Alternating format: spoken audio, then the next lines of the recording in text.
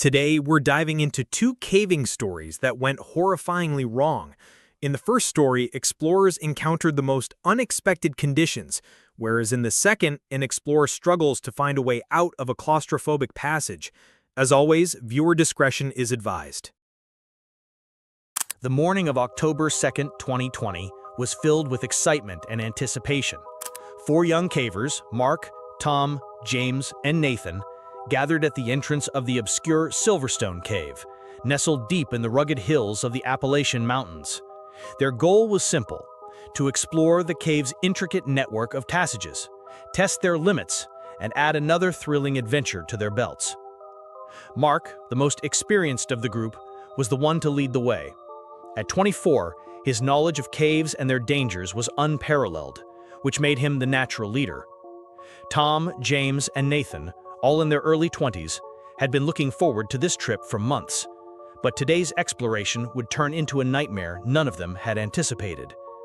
The cave system had long been a subject of local folklore, with rumors of an uncharted passage that led deep into the heart of the mountain. The group had mapped out their route for the day, carefully studying the maps and preparing for tight crawlways and narrow squeezes. The cave stretched for miles, and as they ventured deeper, the walls began to close in on them. They crawled, squeezed, and twisted their bodies through passageways, feeling both the thrill and the fear that came with being in such a confined, dark place. After navigating through several tight crawlways, they reached a particularly narrow section of the cave. Mark, being the lead caver, moved ahead to inspect the next passage. As he advanced, he realized the space was too tight even for him to squeeze through easily.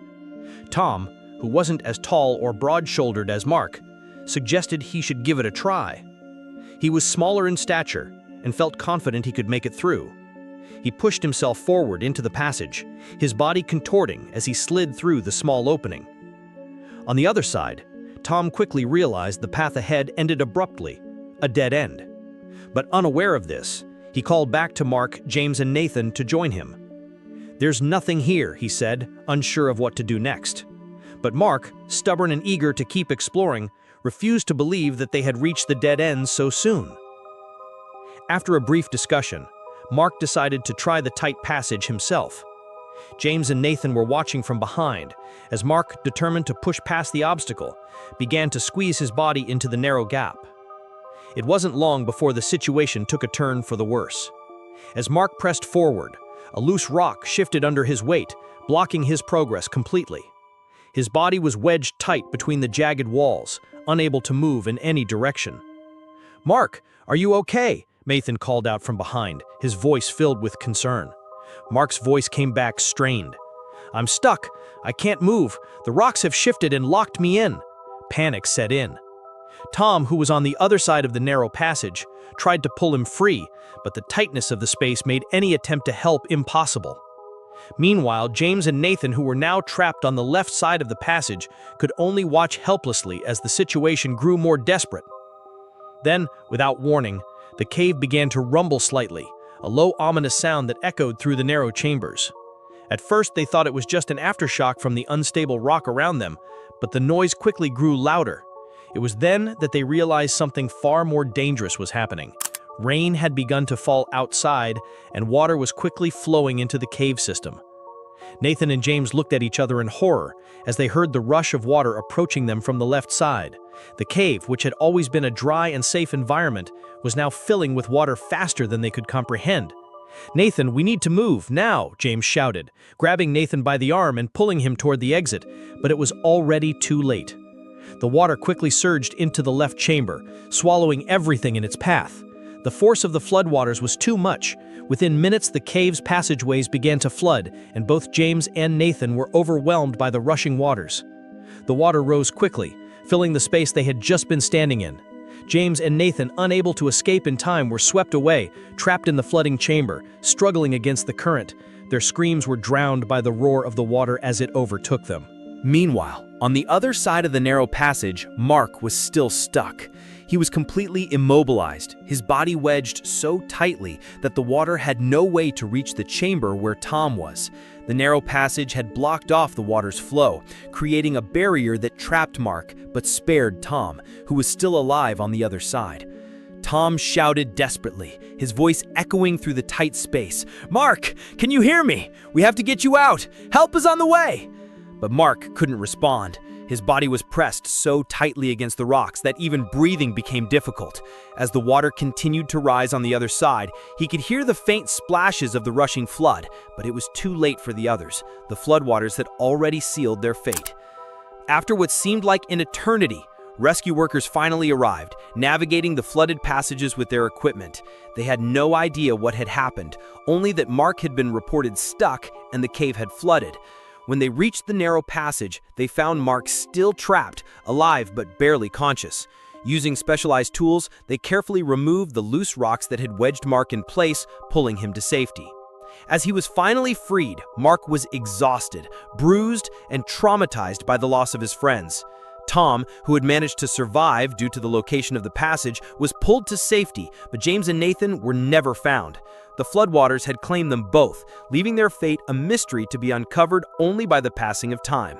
The Silverstone Cave would remain a place of silent mourning, a reminder of the unpredictable dangers lurking in the dark. Mark, now alone, had to live with the haunting memory of the cave that took his friends and the treacherous passage that had left him trapped in its grasp. The cave, once a source of adventure and excitement, had turned into a tomb, claiming lives in the blink of an eye. In the next story, a 14-year-old faces a life-or-death struggle, trapped in a claustrophobic space, with his body temperature dropping dangerously low. February 27, 2004. On a cold winter morning in Kentucky, a group of eager scouts gathered for a caving trip at Sweet Potato Cave. Among them was 14-year-old Jesse Gott. Sweet Potato Cave lies in a rugged part of Kentucky, surrounded by rolling hills and dense woodlands. The cave is part of an ancient limestone network carved over thousands of years by underground streams. Its entrance is small and hidden among the trees, easy to miss if you don't know where to look. Inside, the passages twist sharply, with tight crevices and sudden drops that challenge even seasoned explorers. The scouts, already familiar with the entrance, prepared carefully for their expedition. Equipped with helmets and headlamps, they stepped into the cave, their lights cutting through the darkness as they moved deeper into the winding passages. All seemed fine until the group reached a narrow crevice that caught Jesse's attention. It looked like a tight squeeze, but curiosity pushed him forward. Ignoring cautious warnings, he slid into the gap, eager to see what lay beyond. The excitement vanished instantly when he realized he was stuck, wedged tight up to his chest with no room to move. The rock gripped him like a vice. For the first time, Jesse experienced the terrifying helplessness of being completely trapped. He struggled desperately, but his body refused to budge even a fraction. Panic surged as stories of other cavers getting stuck flooded his mind. He'd always thought such things happened to other people, never to him. But now, deep underground, that illusion shattered. Andrew Duncan, one of the scout leaders, quickly assessed the situation. He saw the fear in Jesse's eyes, his breaths coming in short, sharp gasps. Jesse had crawled into the tight gap and was now hopelessly stuck. Andrew explained the situation to the other scouts, their earlier excitement replaced by a heavy silence. One by one, they gathered around Jesse, offering quiet words of encouragement, but the tension was unmistakable. Jesse could hear their hushed conversations behind him, and with every passing minute, his fear deepened. His chest felt tighter, not just from the crushing rock, but from the growing panic. The cold numbed his fingers, making them twitch uncontrollably. A creeping chill settled into his body, and each breath became a battle. Surrounded by friends, Jesse still felt alone, as if the darkness had cut him off from the rest of the world. No one realized it at first, but Jesse's body temperature was dropping fast. Hypothermia was setting in, making his situation even worse. His friends were caught between fear and helplessness as they watched him struggle. At first, they tried to comfort him with calm words, but as the minutes dragged on and Jesse remained wedged in place, their anxiety mounted. Some attempted to pull him free, but the tight crevice left them with no leverage, forcing them to back off in frustration. "We tried to get him out, but he was just squeezed," Andrew later recalled. While Andrew and 4 scouts stayed with Jesse to keep him calm, the others sprinted toward the cave entrance to get help. Time seemed frozen as Jesse remained trapped. The call for assistance quickly reached local firefighters and the rescue squad. Within minutes, a specialized team arrived at the scene equipped with tools and determination to free the young scout. The urgency was overwhelming as rescuers planned their next move. Every passing minute counted. Once inside the cave, they reached the narrow crevice where Jesse was trapped and quickly realized he needed immediate care, not just for his position, but for hypothermia as well. They wrapped him in blankets and placed heating pads around his body before getting to work.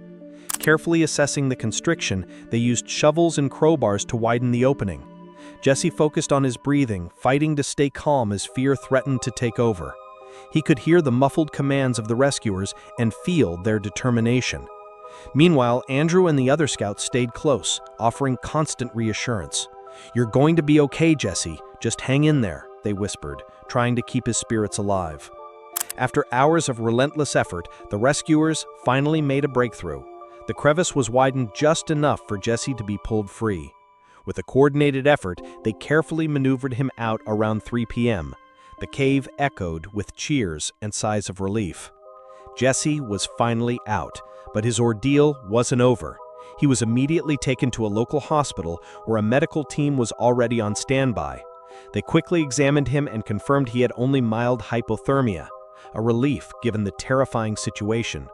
After being warmed and monitored, Jesse was released shortly after, safe and recovering.